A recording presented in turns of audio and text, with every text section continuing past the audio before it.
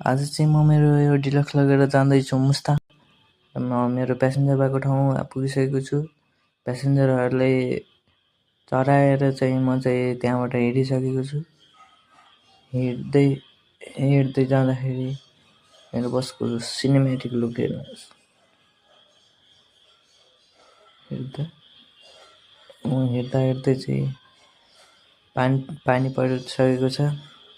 पानी परेर चाहिँ म यता आइसकेको छु। म चाहिँ अब उकालो बाटोमा पुगिसकेँ जहाँ एउटा स्कुटी एक्सिडेन्ट भएको रहेछ। यस्तो हेरेको त त्यो मान्छेले पनि त्यसलाई हेरिरहेको रहेछ, मैले पनि त्यसलाई हेरेर।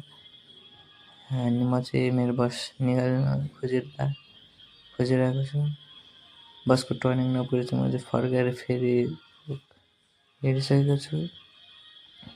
पानी परै छ र म चाहिँ एकछिन झरेको त पानी बित्दै पनि सकेको छ र म हेरेको धानसान कतिको फलेको छ धानसान हेरेको। म चाहिँ अब पहाडतिर पुगिसकेको छु। त्यसपछि चाहिँ म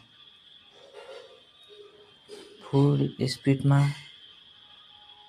जाँदैछु।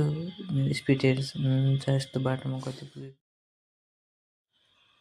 म चाहिँ अहिले यता माथितिर पुगिसकेको छु जहाँको बोर्ड हेर्दा मैले केही बुझिनँ र म अहिले अगाडि भ्यू हेर्दा मेरो यस्तो कपालहरू हामी सिङ्गलहरूले हेर्नु हुँदैन भनेर म चाहिँ अहिले गइरहेको छु एउटा रेस्टुरेन्टमा जहाँ चाहिँ सुकुटी पाकिरहेको छु।